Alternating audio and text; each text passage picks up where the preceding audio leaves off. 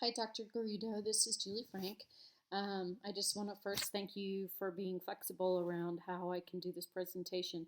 Um, I was really not expecting to have such technical difficulties um, last week around this. So, again, I really appreciate your being willing to allow me to, excuse me, present the PowerPoint in this way.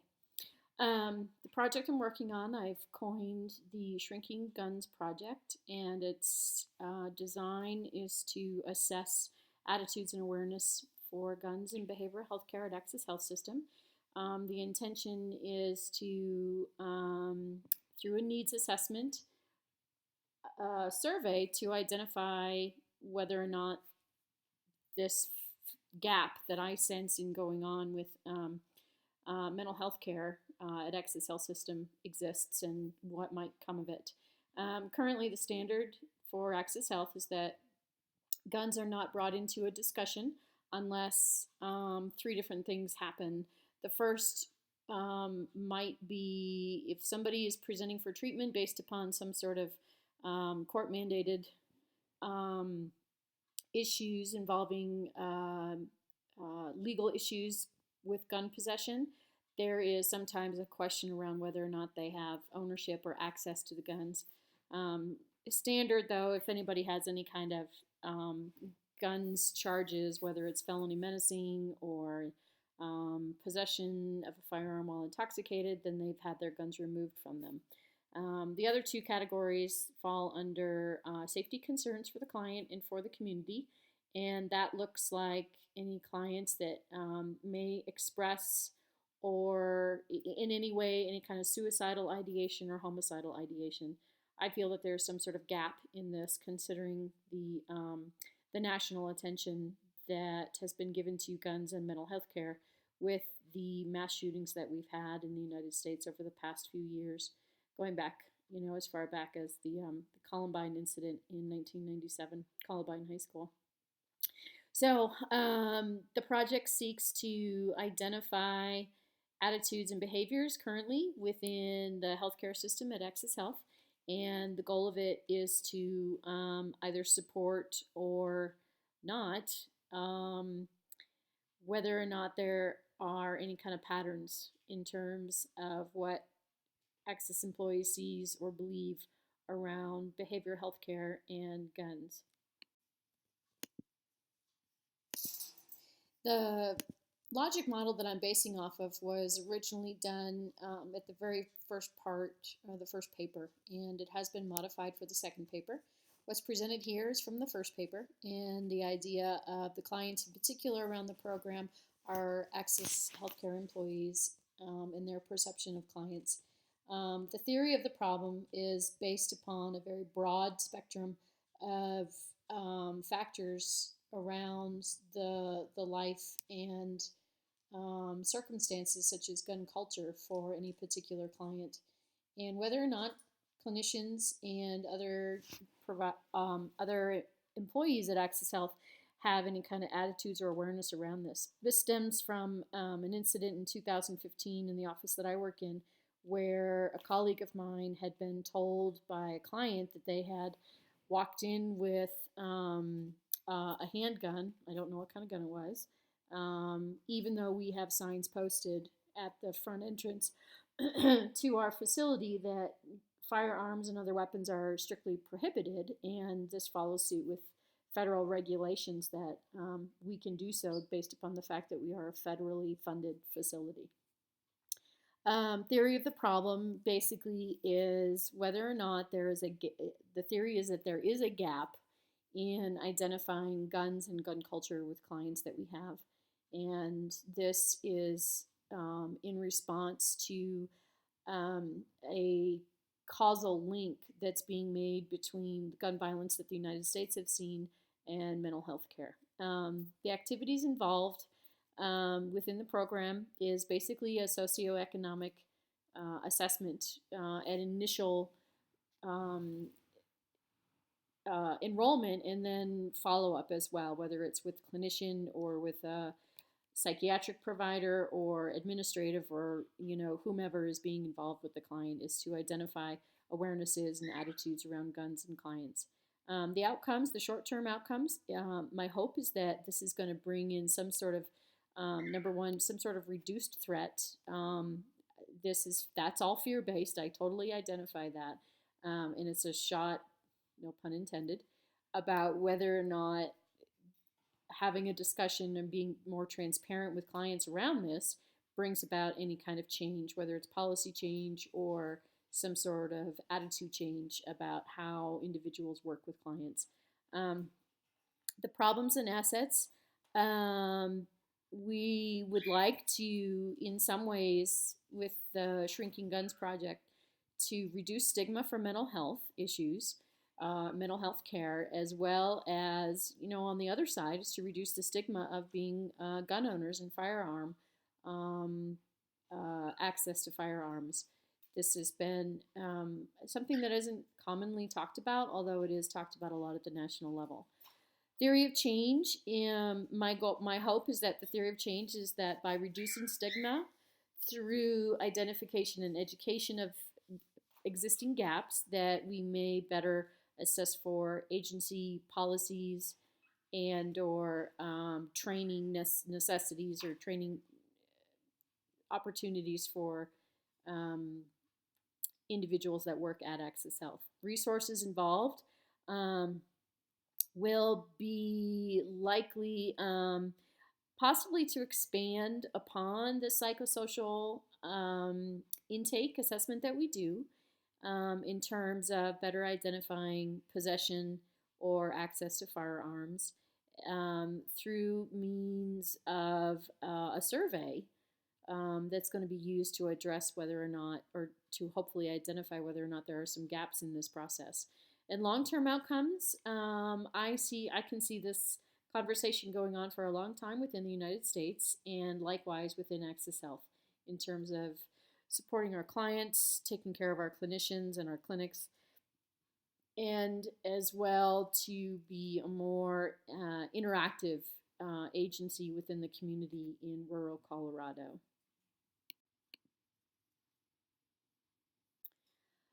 Some of the background is based upon the literature that I read, and that background includes the idea that through psychiatric times, Doctors Knowles and Pies called for a more socioeconomic perspective as part of this particular study, to understand how a shooter mentality develops. So the idea is that in order to better assess this, we do need to encourage people and engage people into getting into mental health treatment if there's this link.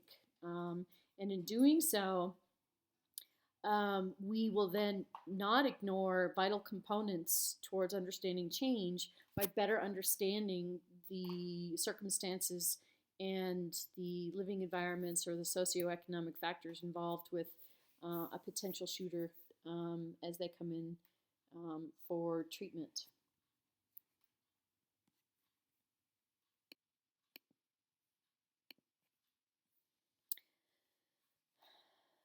This program is based upon not necessarily a first order change, although that could be a long-term goal, but hopefully to better identify social order change components. What are the belief systems that impact relationships within this particular organization and the culture of the organization as it contributes to or does not contribute to gun culture? The idea behind this is that without some sort of second order change around belief systems, there may be an incomplete diagnosis of the problem, there may be lack of planning, and there may be lack of follow-up. And through educational means, we would hope to create change in that order. And lastly, change without depth of understanding is routine and mechanical and without momentum. And the idea behind this is that if we continually just, enroll clients and have a manualized or a rote way of inviting clients to talk about their lives, and they don't offer information about guns because of their fear of having, number one, the stigma of being a gun owner with coming in seeking mental health care. And then I believe for many gun owners is the potential to have the guns removed because of that stigma, becoming in line with first order change around laws and policies with mental health and gun violence. Some information about Access Health System. It's a primary community health center that has served the Four Corners area since, I think like 1969. Currently, we have over 250 employees, and they serve in 5 different locations around 5 different counties in southwest Colorado: La Plata County, Montezuma County, San Juan County, Archuleta, and Dolores counties. Access Health System was started quite a few years ago, and it was originally called Southwest Colorado Mental Health Center, and they had since changed their name, I think about 5 or 6 years ago, to Access Health System, with the idea of more of the social work identity of a person in their environment, and the axis is the person, and so all of these pieces are part of who they are. Access serves over 3,500 people of all ages in the communities, which include an acute inpatient care, which is basically a psychiatric ward for stabilization, a social detoxification unit, outpatient therapy. We also do intensive outpatient therapy of different varieties, psychiatric help, re-engagement services for higher levels of care, whether that's mental health, substance use disorders, dual diagnosis, and in some cases we also work with individuals that are re-engaging in the community through prison sentences or jail sentences. And in that means we also do transitional support for jail and Department of Corrections clients, as well as offering in a couple of different areas, integrated primary care and dental care, crisis services, and case management. So you can see through that list of services that Access Health System offers, there is a lot of potential to be able to identify whether or not there's some sort of conflict going on, and it's through all these places. And Access is, I think I've been told or I've heard that it's the big box kind of store for mental health care, and in order to best keep in touch with the cultures that are going on and the discussions that are going on currently nationwide, I think that this is one of those places that is worthy of taking a look at. As I mentioned before, Access does have a weapons ban. We don't inquire about possession or access to guns at any time in the enrollment process, unless there is any kind of suicidal ideation or homicidal ideation, and sometimes based upon whether or not the client coming out of the DOC or jail sentences have access to guns, and that isn't always the case either. Federal guidelines allow us to post notices that we do prohibit weapons on our property, and that basically means that within the offices, individuals can leave them in their car or someplace else. And that feels like a gap, because so many of our clients utilize public transportation. They may be able to walk to the clinics where they're actually getting treatment from, and or if they don't have any kind of police involvement or police contact. And I'm not saying this needs to happen, but there is no solid plan for assessing whether or not a client is having a concealed weapon on them. And following up with this weapons ban is only enforced when employees might discover that a client has a concealed weapon on the property, and then it's addressed. Thankfully, to date, no violence has occurred on any of the Access properties that I'm aware of due to firearm possession. As a needs assessment, I believe that clinical social workers seek to understand the person-environment perspective, and this means identifying the different cultures, whether it's something that's ethnic in background, traditional, family orientation, as well as in this rural area, as I've mentioned previously, whether or not guns are a part of a lifestyle, whether it's hunting or recreational shooting. I think we need to have that perspective in terms of better understanding and having this dialogue with people that come in for treatment. As said before, and it's somewhat of a repeat, ownership and access to guns, I believe, are a very pertinent part of understanding all factors of a life of a client. This includes children. While there's been a lot of research that's been done around whether or not gun safes and federal regulations requiring gun safes for particular individuals, it doesn't show currently. There may be some new information I haven't come across. It doesn't show currently that gun safes are actually protect children and families from this. The idea behind it is also for crime reduction, with or without gun-related charges. I believe that this is somewhat of a socioeconomic variable based upon client needs and wants and civil rights as the conversation is going on the national level. And finally, I want to really better understand. I have my perspective, and I want to better understand my colleagues, whether it's through the clinical side or the administrative side, guns and gun violence as it's associated with this primary mental health center in the Southwest Colorado. And therefore, if we see a gap, what is then the level of need for gun and gun culture training for access providers? I would really like to better understand what that particular aspect looks like.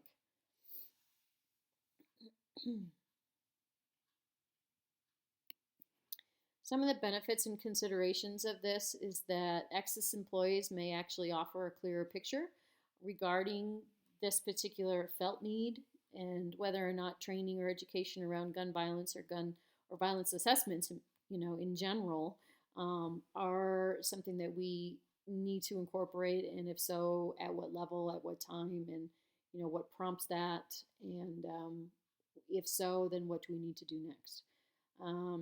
We do know, because of some of the populations that we serve, recidivism or returning to criminal behavior is a potential for some of our existing clients. And also recidivism in terms of returning to if it's mental health clients in particular, returning to a place where violence to self or violence to others is something that is part of their relapse potential. I do strongly believe and support the ethical consideration that we need to take a look at clients' rights in terms of this, not make blanket statements, and in fact, design treatment programs that are catered basically to a client's needs and a client's sense of identity. And in that way, I think we can continue to support patients' rights. And how will this intersect, or what's the conjunction with this, with clients' rights for gun possession and gun access in terms of community and personal safety? It's a very gray area and worthy of more research to find out. The next couple of points are basically around Access Health and the idea that, yes, we're trained for suicidal ideation, and in some ways homicidal ideation we address when it comes up. And this again goes back to, what else can we do? What else can we do to better prepare clinicians and other people that are connected with Access Health? There's been, in the research that I did, there is a class that's offered through Forest Lake University around gun culture.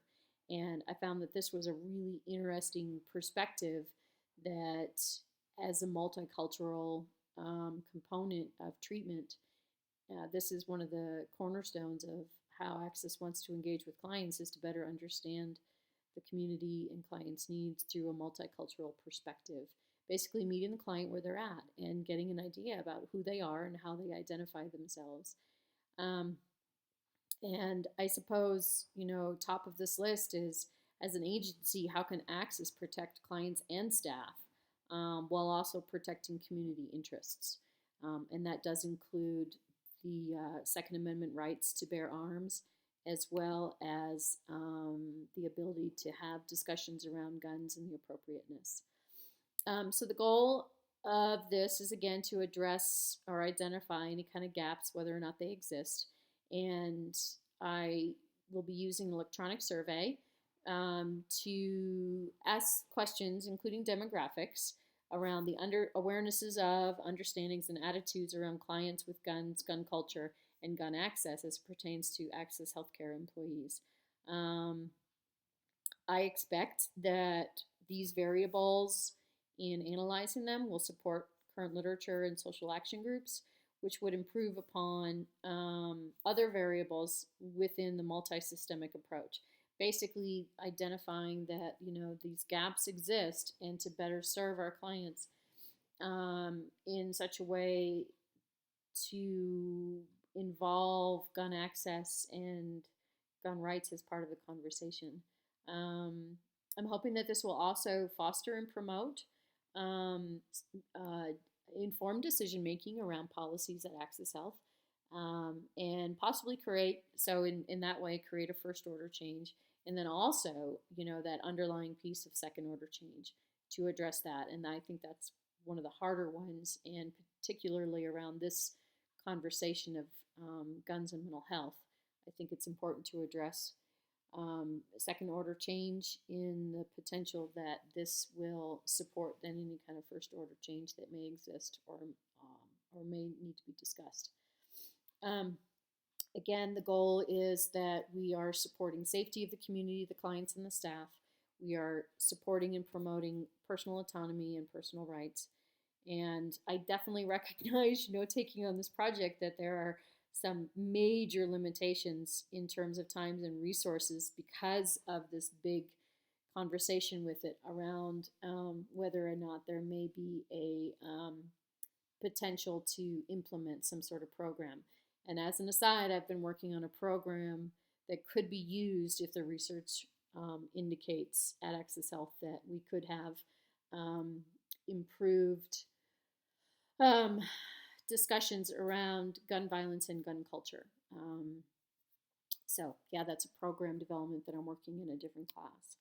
And finally, this last slide shares the demographics that I'm going to collect, including age range, gender, and whether or not the person that's being participating in the survey has owns guns, has access to guns, has never owned a gun, or currently doesn't own a gun. I'm trying to stay in the current mode with this. What's their education level?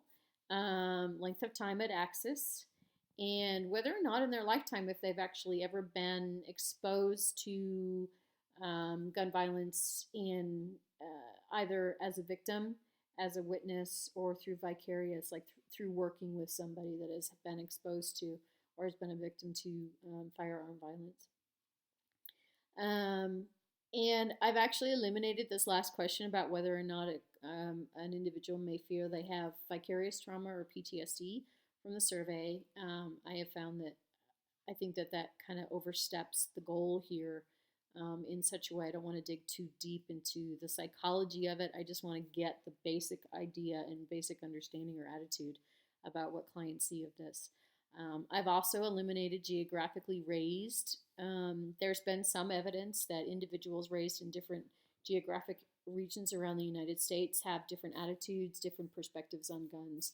And while I think that could be beneficial in a bigger picture, I felt that because we're focusing on Southwest Colorado, it was necessary to just focus on that and try not to get too much information about background.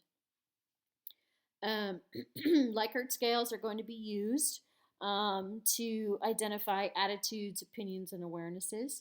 And the goal is to then take that information and compare and contrast to location of access employment. We've got, Durango is the primary headquarters for Access, and we've got a couple of different offices. We have a medical office, we have a locked unit, detox facility, and a locked unit, acute treatment unit with crisis services involved in that. We also do mobile crisis, and we also have school-based healthcare options or mental health care options around the 5 different counties that we've talked about. Some counties less than others due to resources and being able to actually have therapists go out and work with people, but that is part of the consideration. I think that that's important because while Durango is rural, as I said, we've got other areas that maybe even considered frontier, and I think that there's this undercurrent of um, gun culture higher, existing at a higher level in more, um, I don't want to say more rural areas, but more frontier like areas than even Durango. Um, so this is going to include, questions around whether or not Axis employees believe that there is some sort of cultural component to owning guns, um, or awareness of clients they work with, whether it's on the phone or in person, to have access to guns and firearms. And so, really trying to address through identification of um, common beliefs and patterns of beliefs as it pertains to age, education, and location, specifically to this particular research. And then the types of tests I'll be using are T-test independent tests. So that's going to be, are you a gun owner? For example, are you a gun owner or not? And what is your sex? What is your location? And looking for patterns in that. The ANOVA, the variance testing, is basically, is there what's the attitude based upon a 5-point Likert scale to those same demographics? And then the chi-square is we'll be looking at more detailed analysis of what was coming out of the ANOVA tests, which I have elaborated far more in the paper. So I certainly appreciate your time. I'm going to end my presentation there. Again, I appreciate the time and the opportunity to take a look at this. This has been a pretty interesting project to put my mind around, and thank you.